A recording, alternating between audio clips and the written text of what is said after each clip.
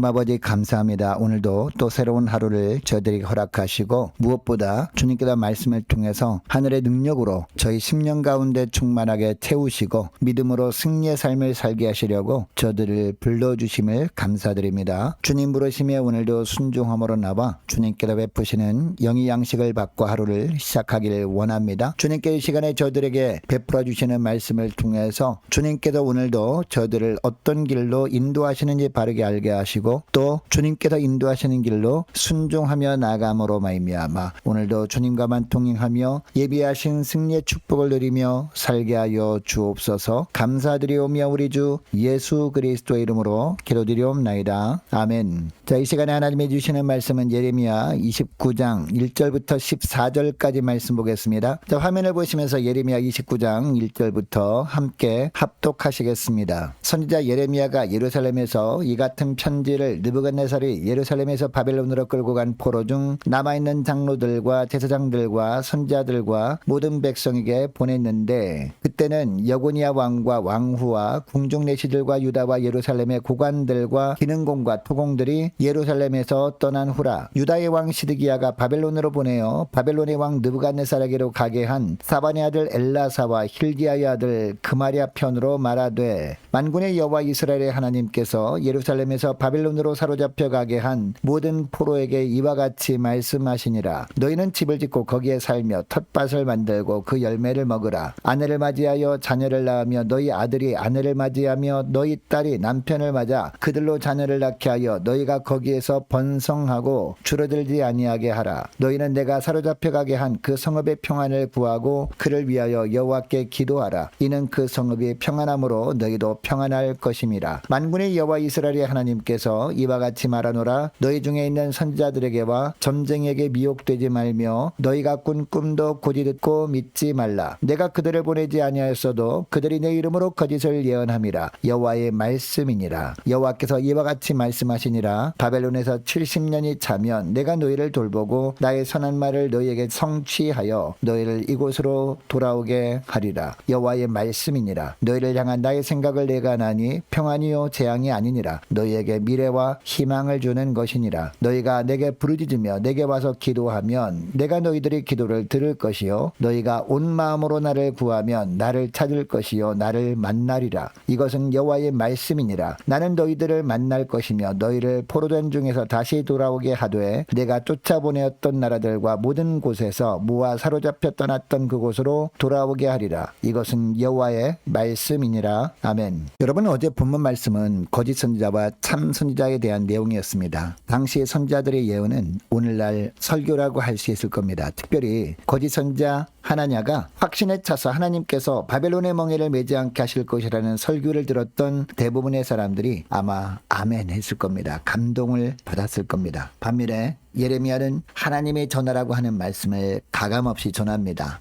하나님의 전하라고 하신 말씀의 내용이 말씀을 들을 사람들이 받아들이기에 너무나 부담스러운 내용이었습니다. 바벨론 왕이 유다를 점령하게 될 것이고 결국 유다 백성들은 바벨론 치하에서 70년 동안 살게 될 것이라는 그런 말씀이었기 때문이죠. 많은 사람들이 이 말씀을 듣기 싫어했습니다. 심지어 예레미야를 죽이려고까지 했습니다. 반면에 사람들이 듣고 싶어하는 말씀을 전한 거짓 선지자 하나냐는 사람들에게 대접을 받습니다. 하나님의 말씀을 바르게 전하는 참 선지자라고 살아갈 때 사람들은 예레미야를 외면했지만 하나님께서 예레미야를 인정해 주시고 하나냐의 생명은 걷어가 버리십니다. 여러분, 예레미야가 사람들이 듣든지 아니 듣든지 하나님의 전하라고 하시는 말씀만 전할 수 있었던 이유가 뭘까요? 자신도 언젠가는 이 땅을 떠나게 될 것이고 그때 하나님 보좌 앞에 서서 자신이 하나님께 평가를 받아야 한다는 것을 알고 있었기 때문이었습니다. 여러분, 이 본문을 통해서 하나님께서 우리에게 깨닫게 하시는 것이 있습니다. 그리스도인은 마지막을 바라보고 사는 자인 겁니다. 현재만 바라보는 것이 아니라 장차 하나님 보좌 앞에 설 날이 있음을 기억하고 오늘 현재 좁은 길을 걸어가는 자가 바로 그리스도인이다 라는 겁니다. 자, 오늘 본문 1절을 보니까 거짓 선지자 하나냐가 하나님의 심판을 받고 죽은 후에 예레미야가 예루살렘에서 편지를 씁니다. 바벨론 왕 느부갓네살이 예루살렘에서 바벨론으로 끌고 간 포로 중에 남은 장로들 그리고 제사장들 선지자들과 모든 백성들에게 보내는 편지를 쓴 겁니다. 그리고 3절을 보니까 예레미야는 이 편지를 엘리사와 그마랴 편에 들려 보냅니다. 이 두 사람은 당시 유다 왕이었던 시드기야가 바벨론 왕 느부갓네살에게 보내는 사신들이었습니다. 이어지는 4절부터 14절까지 보면 편지의 내용이 나오는데요. 5절 6절 말씀을 특별히 보면 너희는 바벨론에서 집을 짓고 거기에서 텃밭을 만들고 그 열매를 먹고 결혼하고 자녀 낳고 생육하고 번성하며 살 것을 말씀합니다. 여러분, 왜 이런 내용의 편지를 보냈을까요?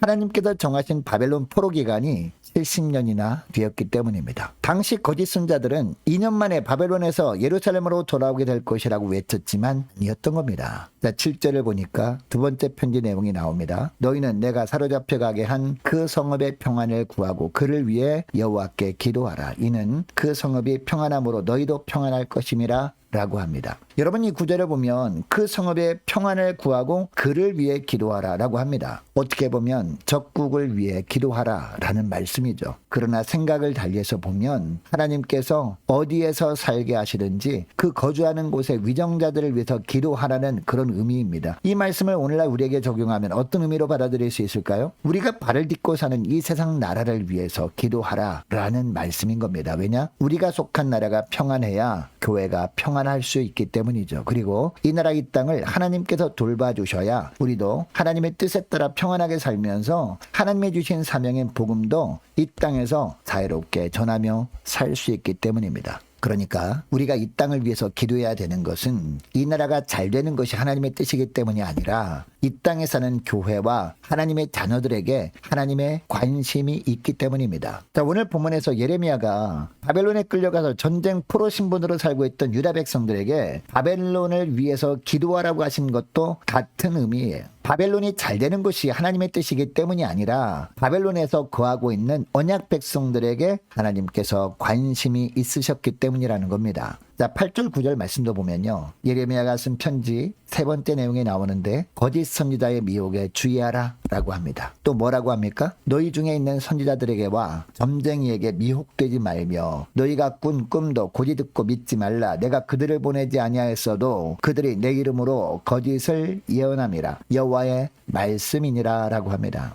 여러분, 이 구절을 보면 선지자들이 나옵니다. 거짓 선지자들을 말합니다. 하나님이 주신 말씀이 아니라 사람들에게 인기를 얻을 수 있는 말씀을 전하면서 하나님의 말씀이라고 외치는 자들입니다. 그리고 점쟁이도 나옵니다. 너희가 꾼 꿈도 고지 듣고 믿지 말라라고 하는 말씀도 나옵니다. 여러분, 이것을 보면 그 당시에 꿈을 해몽해주는 사람들도 있었던 것 같습니다. 그런데 이 모든 자들을 하나님께서 보내지 않았다라고 하십니다. 하나님의 이름으로 거짓을 예언하는 자들이니 이런 자들을 주의하라 라고 말씀하시는 겁니다. 이런 자들을 선호하고 이런 자들이 말에 현혹되면 하나님의 말씀을 듣는 귀가 닫히게 되고 결국 영적 소경이 되어서 사망의 길로 나아가게 되기 때문입니다. 여러분, 예레미야는 바벨론 포로 생활이 70년이 차게 되면 하나님께서 그들을 돌보시고 예레미야를 통해서 하신 주의 말씀을 성취해서 그들을 본향으로 돌아오게 하실 것이라고 하십니다. 그러면서 11절에서 13절 말씀도 보면 뭐라고 합니까? 너희를 향한 나의 생각은 내가 안 하니 평안이요 재앙이 아니니라. 너희에게 미래와 희망을 주는 것이니라. 너희가 내게 부르짖으며 내게 와서 기도하면 내가 너희들을 들을 것이요 너희가 온 마음으로 나를 구하면 나를 찾을 것이요 나를 만나리라 라고 합니다. 하나님의 자녀들이 회개하지 않는 죄악으로 인해서 하나님께서 그들을 바벨론 포로로 끌려가서 70년 동안 고생하게 하셨지만 하나님의 마음을 읽을 수 있는 귀한 말씀 아닙니까? 자, 13절 말씀을 다시 보니까 너희가 온 마음으로 나를 구하면 나를 찾을 것이요 나를 만나리라 라고 합니다.